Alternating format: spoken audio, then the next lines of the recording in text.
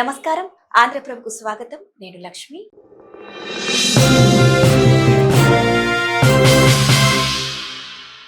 మనిషి పుట్టిన దగ్గర నుంచి కూడా గిట్టే వరకు ఎన్నో సమస్యలు, కష్టాలను ఎదుర్కొంటూ ఉంటాడు. అయితే ఆ కష్టాలను, సమస్యలను ఎదుర్కొనే సమయంలో ఎంతో కృంగిపోతుంటుంటాడు.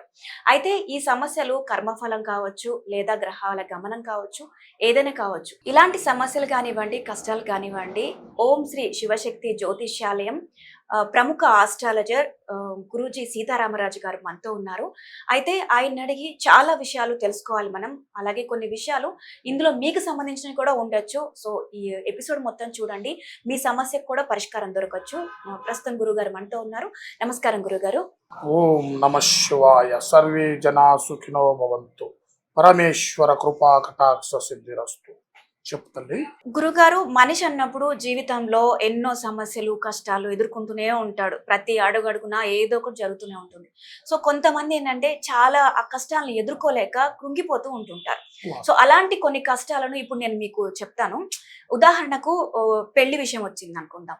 పెళ్లి విషయం వచ్చేసరికి చాలా మందికి పెళ్లి అవ్వట్లేదు, వయసు దాటిపోతూ ఉంటుంది, పెళ్లి అవ్వట్లేదు. సో దానికి ఎలాంటి పరిష్కారం ఉంటుంది? వాస్తవానికైతే తల్లి, ఇప్పుడు ఈ స్థానంలో కొంతమందికి నడిచే నడవడిని బట్టి, మానవావళిలో కొన్ని విషయాలు, కొన్ని నడవడి చేసే విధానాన్ని బట్టి చూస్తే, కొంతమంది కళ్యాణపరమైన వయసు దాటిపోతూ అనుకున్న వయసులో కళ్యాణం కాకోకుండా, కొంతమంది చదువును బట్టి కళ్యాణాలు పోస్ట్ పోన్ చేసుకుంటూ, వాళ్ళ బలాన్ని బట్టి నడవడి చేసుకుంటూ, కొంతమంది కావాలన్నా కానీ కళ్యాణం కాకోకుండా, చూసినా కొన్ని సంబంధాలు నచ్చకోకుండా, ఇటుపక్క పురుషులకే కానీ అటుపక్క స్త్రీలకే కానీ ఏ విధమైన నడవడి కాకోకుండా, వాళ్ళ కళ్యాణం కాడికి పోతే వాళ్ళు నచ్చక, కొంతమందికి నచ్చినా కళ్యాణాలు కాక ఒడిదుడుకులు పడుతూ, కొన్ని అవాంతరాలు జరుగుతూ, వాళ్ళకి కళ్యాణపరమైన ఇబ్బందులు జరుగుతూ ఉంటాయమ్మా.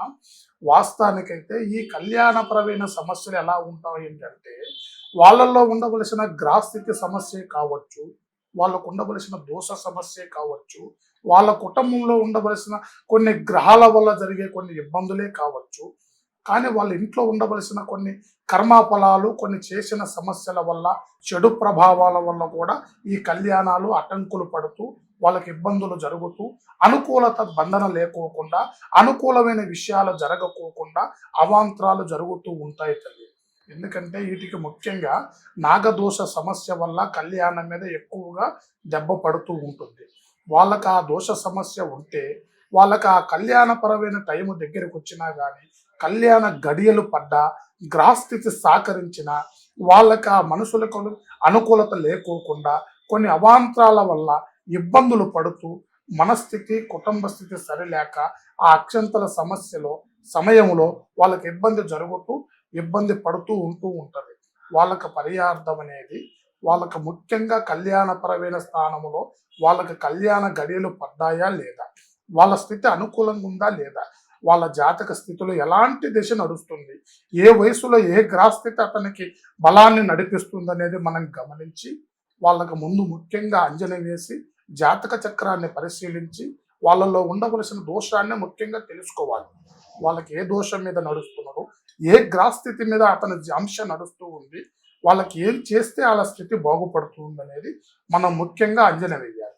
అంజన వేసి వాళ్ళలో ఉండవలసిన కర్మ ఫలాలు ఎంతవరకు నడుస్తూ ఉన్నాయి, గ్రహస్థితి బలం ఎంతవరకు నడుస్తూ ఉంది, వాళ్ళకి ఏం చేస్తే, ఏ ఉపశాంతి చేస్తే వాళ్ళ జీవితం చక్కటి మార్గంలో నడుస్తుంది అనేది మనం గమనించి వాళ్ళకి ఖచ్చితమైన మార్గాన్ని మనం చూపగలుగుతాం తల్లి. అలాగే పెళ్ళనేది కాకుండా కొంతమందికి ఉద్యోగం ఏంటంటే వాళ్ళు బాగా చదువుకొని ఉంటారు, బాగా టాలెంట్ కూడా ఉంటుంది. అయినా సరే కొన్ని సార్లు ఉద్యోగాల్లో రిజెక్ట్ అవుతూ ఉంటారు.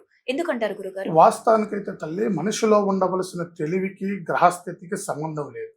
తెలివి ఎంతవరకు నడవడి చేసినా గ్రహస్థితి మనిషిని తొక్కేస్తూ ఉంటుంది. కొంతమంది చేసిన సమస్యలు, మంత్ర ప్రభావాలు, దుష్ట శక్తుల వల్ల కూడా మనిషి కుంగిపోతూ ఉంటాడు. వాళ్ళ వల్ల ఉండవలసిన శక్తికి మించి కష్టపడే వాళ్ళు కొంతమంది ఉన్నారు. కొంతమంది ఏ కష్టము కొద్దిగా నడవడి చేసినా కానీ వాళ్ళకి ఫలితం బ్రహ్మాండంగా వస్తూ ఉంటుంది. ఉద్యోగ రీత్యా వాస్తవానికైతే అతను చదువులో ఫస్ట్ నుంచి మంచి స్థాయిలో ఉంటాడు, మంచి తెలివిలో ముందు సురుసురుపుగా ఉంటాడు. ఉద్యోగ రీత్యా దగ్గరికి రాగానే అతనికి అందక మనిషి మానసికమైన బాధపడుతూ, అది ఎందుకు దక్కటం లేదు, నా తెలివికి ఎందుకు రావటం లేదని కూడా చాలా మంది బాధపడుతూ మనకు ఫోన్లు చేస్తూ ఉంటారు. వాళ్ళల్లో ఉండవలసిన ముఖ్యమైన అంశం ఏంటంటే, ముఖ్యంగా వాళ్ళకు ఉండవలసిన దిశ మారిందన్నమాట. వాళ్ళకు ఉండవలసిన గ్రహ బలం మారి, కుజుడు భుజాల మీద కూర్చొని శని నెత్తి మీద తాండవం చేస్తూ, గర్భములో సర్పయోచన నడవట చేస్తూ, అతన్ని ముందుకు నడిపించుకోకుండా, అతని ముఖ తేజస్సులో బలము లేకోకుండా, వశీకరణ ప్రభావం లేకోకుండా, అతను దాని దగ్గరికి వచ్చినాక కూడా ఆ చదువు పరంగా వెనక పడిపోవటము, లేదా జనాలలో మన్నన లేకపోవటము, కొంతమంది చూసి ఆకర్షింపబడకపోవటము, అతను రిజెక్ట్ అయిపోతూ ఉంటాడు. అలా రిజెక్ట్ అయిపోవటం వల్ల ఆ మనిషికి అనేది ఆ ఉద్యోగరీత్యా అందుబాటుకు రాదు.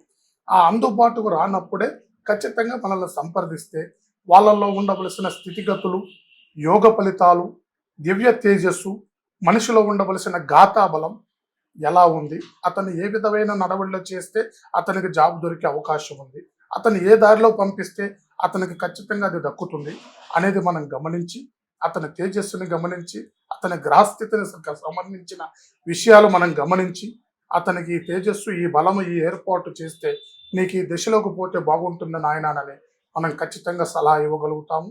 వాళ్ళకి చక్కటి మార్గాన్ని కూడా మనం ఏర్పాటు చేసి, ఆ ఉద్యోగ రీత్యా కూడా అతనికి సంపూర్ణంగా పూర్తయ్యే విధంగా, అతనికి అందుబాటు వచ్చే విధంగా, వయసు అయిపోయినాక రమ్మంటే రాదు కదా తల్లి, దాని టార్గెట్ బట్టే దానికి అనుకూలంగా అందుబాటు అయ్యేటట్టుగా మనం తప్పక వాళ్ళకి సహకరించవచ్చమ్మా. అలాగే గురువుగారు, కొంతమంది ఆరోగ్య సమస్యలతో బాధపడుతూ ఉంటారు.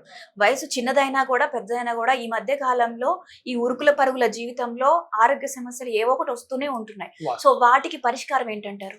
వాస్తవానికైతే తల్లి, ఆరోగ్య పరిస్థితులు అనేది ఒంట్లో పుట్టిన రోగానికి డాక్టర్లే పరిష్కారం చేయగలుగుతారు.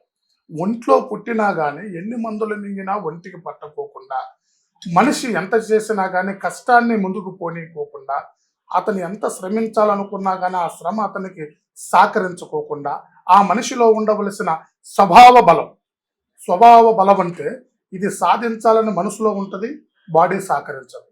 కష్టపడాలని మనిషి ఆలోచనలో ఉంటుంది, అతని ఒళ్ళు అతనికి సహకరించదు. ఇది చేయాలన్న ఆలోచన అతను ఊహలోకి వస్తుంటుంది, అది చేయాలని పట్టుకుంటాను కూడా అతనికి మనసు అంగీకరించదు.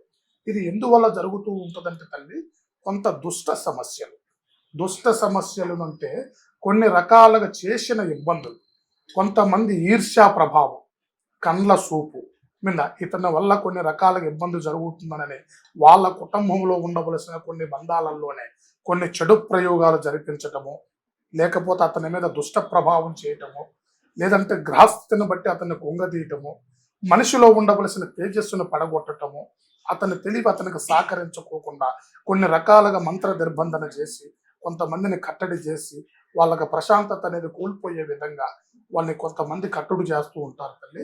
అలాంటి వాళ్ళల్లో అనారోగ్య సమస్య పెరిగిపోతూ ఉంటుంది.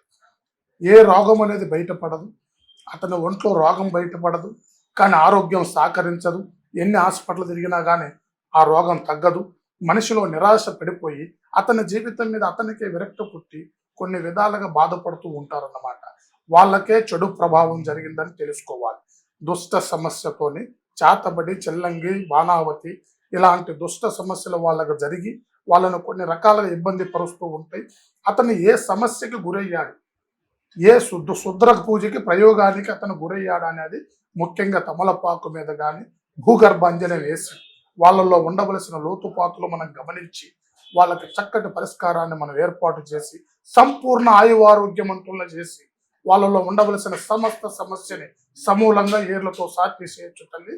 అలాంటి వాళ్ళని ఖచ్చితంగా బాగు చేయొచ్చు. అలాగే గురువుగారు, ఇంతకు ముందు మీరు చెప్పినట్లుగా పెళ్లి అనేది కొన్ని సమస్యలతో ఆగుతుంది, దానికి పరిష్కారం చెప్పారు. పెళ్లి జరిగిన తర్వాత కూడా ఇన్ని సమస్యలను ఎదుర్కొని పెళ్లి చేసుకుంటారు, కానీ తర్వాత కూడా భార్యాభర్తల మధ్య కలహాలు వస్తూ ఉంటాయి.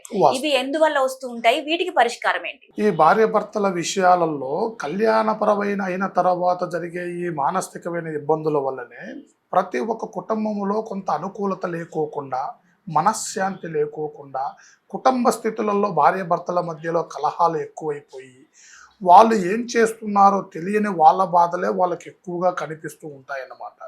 వీళ్ళలో ఉండవలసిన ముఖ్య అంశం ఏంటి అంటే, ముఖ్యంగా ఎవరు చెడు ప్రభావం అతన్ని అనుసరించింది, ఆ కుటుంబం మీద వాళ్ళ చెడు ప్రభావాల వల్ల సమస్య పడుతూ ఉన్నారా, గ్రహస్థితిని బట్టి ఇబ్బంది పడుతూ ఉన్నారా, వాళ్ళ గ్రహాలు సహకరిస్తూ ఉన్నాయా లేదా, లేదంటే వాళ్ళ ఇంటి మీద ఎలాంటి ఊదుడు ప్రయోగం జరిగిందా, వీళ్ళిద్దరి మధ్యలో కొంత సూపు ప్రభావం ఏమన్నా ఏర్పడిందా, వీళ్ళిద్దరి మధ్యలో ఎవరన్నా మధ్యలో దూరారా. ఇప్పుడు భర్త తరపు నుంచే కానీ భార్య తరపు నుంచే కానీ ఈ మధ్యలో కొన్ని చెడు చెడు ప్రభావాలు కూడా నడుస్తూ ఉంటాయి. ఒక భార్య ఉండంగా భర్త ఏరే స్త్రీని అనుసరించటం కానీ, భర్త ఉండంగా భార్య ఏరే పురుషుణ్ణి అనుసరించటం కానీ, ఇలాంటి శికాకులు ఏమన్నా జరిగి వీళ్ళ కుటుంబాలలో ఇబ్బందులు పెడుతున్నాయా అనేది ముఖ్యంగా మనం గమనించాలి. వాళ్ళల్లో ఉండవలసిన సమస్యని తాళపత్ర గ్రంథం నుంచి బయటికి తీసి వాళ్ళ జాతక చక్రాలలో ఉండవలసిన సమస్య, వాళ్ళల్లో ఉండవలసిన పరిపూర్ణమైన బంధం ఎలా ఉంది, వాళ్ళల్లో అవాంతరమైన సమస్యలు ఏమైనా ఉన్నాయా, ఏదైనా దుర్బుద్ధితో ఏమైనా నడుస్తూ ఉన్నారా, ఆ దుర్బుద్ధిని ఎలా తొలగించాలి, వాళ్ళ కుటుంబ స్థితిని ఎలా నడిపించాలి, వాళ్ళ స్థితిగతులు ఎలా ఐక్యత చేయాలి, మళ్ళీ భార్యాభర్తల్ని ఒకటి చేసి ఆ కుటుంబం సస్యశ్యామలంగా నడిచే విధంగా, సంపూర్ణమైన భవిష్యత్తు నడిచే విధంగా వాళ్ళకి ఏ విధమైన సహకారం చేసి, ఎలాంటి సలహా ఇచ్చి, ఎలాంటి కార్యక్రమాలు చేసి వాళ్ళని నిలబెట్టాలనేది ముఖ్యంగా మనం తెలుసుకొని తల్లి వాళ్ళకి ఖచ్చితమైన మార్గాన్ని మనం ఏర్పాటు చేయొచ్చు. వాళ్ళని మంచి భవిష్యత్తులో నడపొచ్చు.